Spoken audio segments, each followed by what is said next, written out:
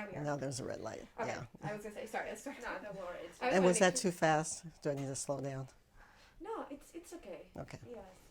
I work in a TV company, so Mhm. I was the journalist, so I know anything about cameras because I went with a cameraman, and now it's my friend. I have like experience with the interviews, and you did great. Okay. So the same question, your name and your field of expertise. My name is Pamela Bennet. I'm an associate professor in the School of Public Policy at UMBC. I study residential segregation and its consequences, as well as racial and ethnic differences in educational attainment. So first of all, that racial segregation still exists in America. Absolutely.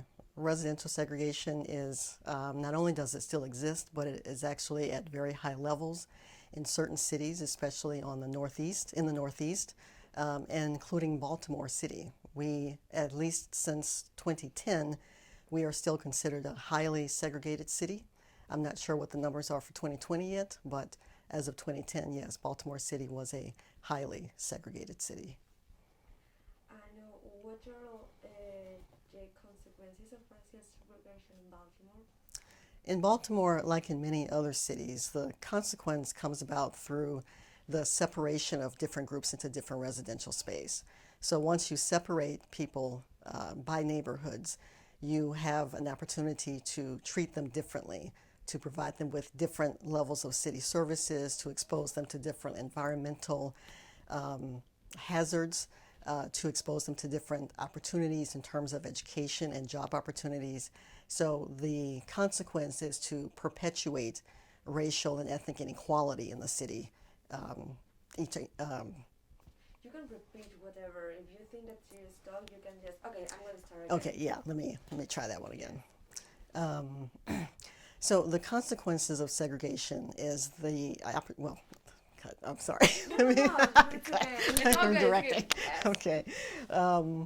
Let's see when I You start can off the think consequences about, I'm of. going to ask you for the consequences of racial segregation and specifically the consequences of racial segregation in Baltimore. Okay.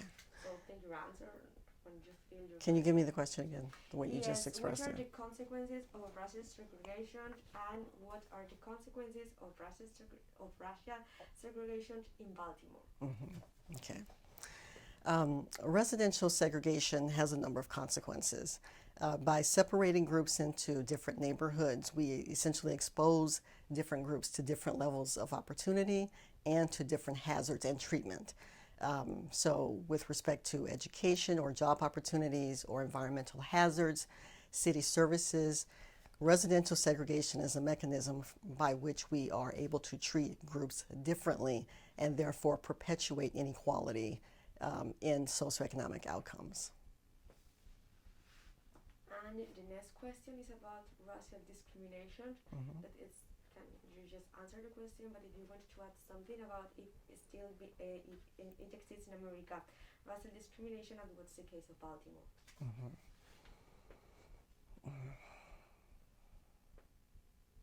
Baltimore.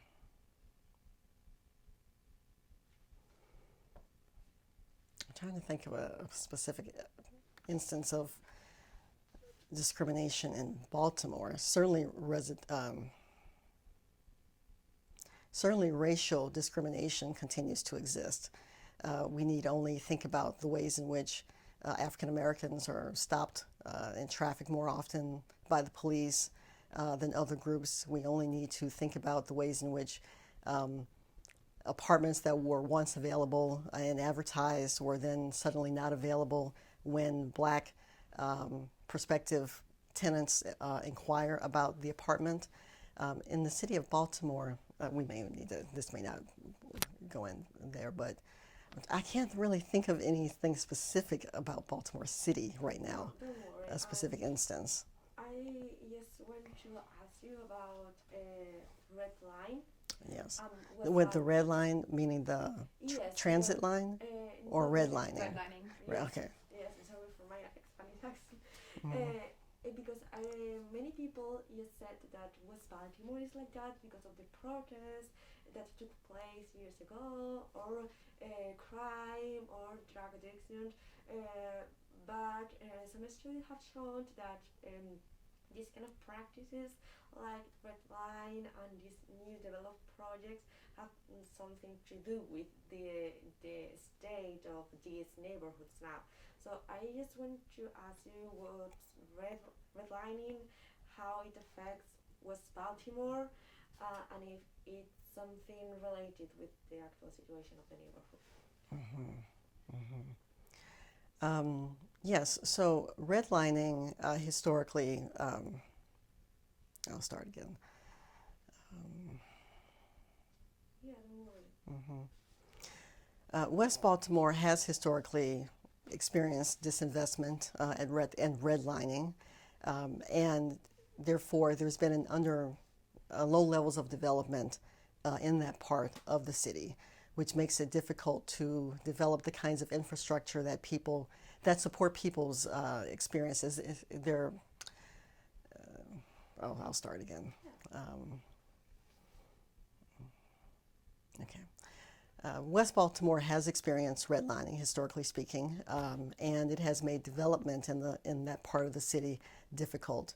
It has made also sustaining the kinds of institutions that city residents depend upon to support their lives.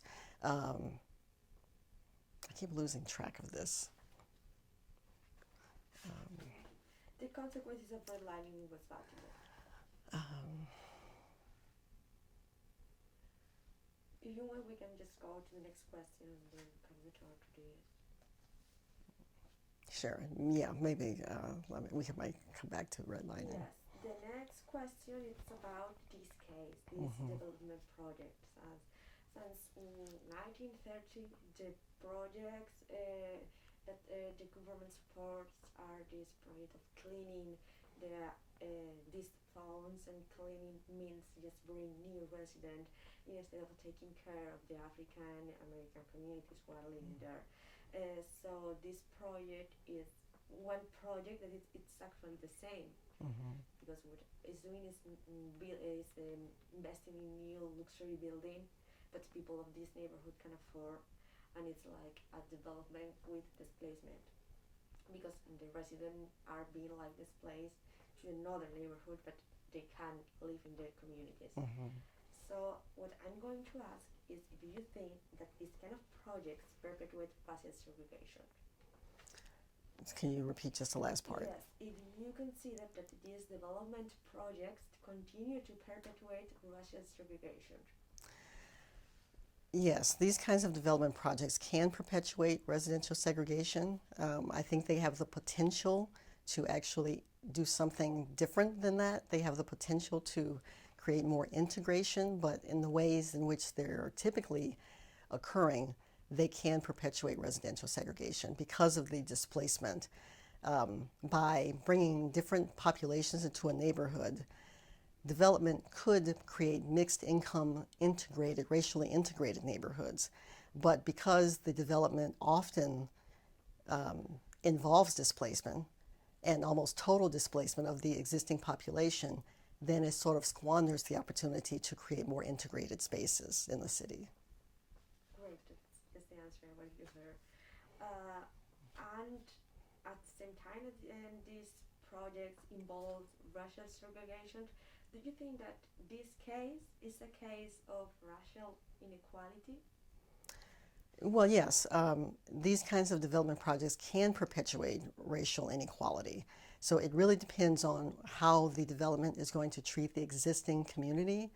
If it is going to displace the community, and then we have to follow those residents to where they land to see if they end up in better or worse circumstances. But the continual whole-scale movement of African Americans out of existing neighborhoods and across the city, that continual displacement is a harm, both social, as a social harm, a psychological harm to existing residents, and it continues to make African American populations vulnerable to sort of the developmental winds, if you will, of elected officials. Great, thank you. And this is like the last official question is, do you proposal, do you know any solution or alternatives kind of developments of the model to this kind of development? I don't know whether or not developers are thinking about alternative models, and I don't have an alternative model necessarily to propose, but I would love to see developers and city officials think more about the ways in which new development can incorporate existing communities. So in a city such as Baltimore with a declining population, we have the space to incorporate new people and new developments. But there are always valuable things in existing neighborhoods that the existing residents value and that we as a city ought to value. And so I think it is not unreasonable to ask developers to think about how those things can be honored and incorporated into their development projects rather than whole scale removed or removed in a whole scale way. Great, and that was like the official interview, and I've got like 3 questions. Mm-hmm. But yes, if you know the answer, because I didn't include that in the email, but I read Right. some books the other day, so I incorporate some more questions. Sure. So if you know the answer, answer it, and if not, just tell me I don't want to talk about it. Okay. Has the urban development of Sloan Clarence development from 1930 to the present influenced the current? No, sorry.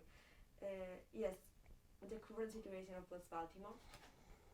The current situation of West Baltimore, absolutely. So the road that is often referred to as the highway to nowhere was developed during that time. That was an example of urban development stalled or interrupted.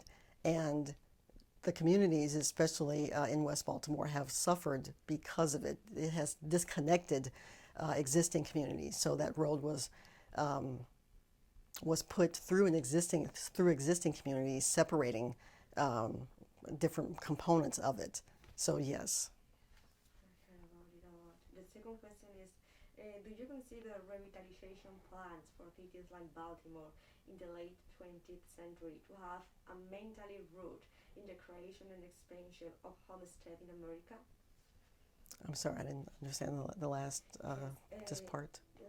If you consider that revitalization plans for cities like Baltimore in this century, if they have a mentality root in the creation and expansion of homestead in America, like a colonial perspective. I see. I think I probably don't have an answer for that one. Okay, that's great, and that was all. And thank you so much for the interview. Okay. It was great. Okay. I hope somewhere in there you can use something. Yes, no, don't worry. Yes, it's already. Yes, give us like the clue, which is